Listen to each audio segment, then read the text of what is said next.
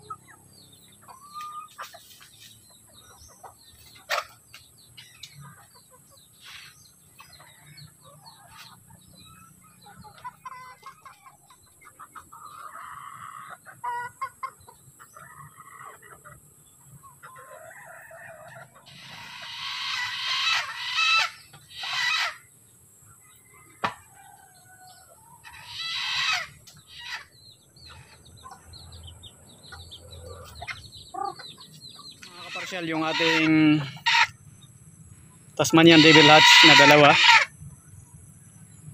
galing yan kay James Bocado mga kaparsyal. Naging estudyante ko sa TESDA, pero hindi sila pure mga kaparsyal kasi nakakross to sa Gilmore White.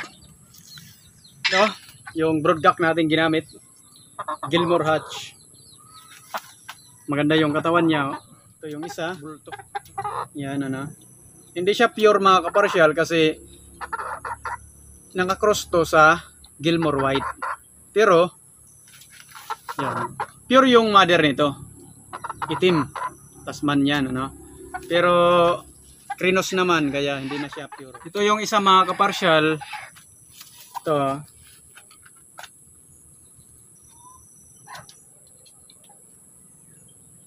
yan, matangkad mga kaparsyal oh. Para tayong karatista nito. Paano masabi? Lang yung video natin yan mga kaparsyal ano, nag-update lang tayo kasi medyo matagal na rin bago tayo nakapag-update dito ano. So busy tayo sa ating trabaho kasi mayroon tayong tinotroubleshoot at mayroon tayong ginagawa. So yan lang mga kaparsyal, thank you for watching.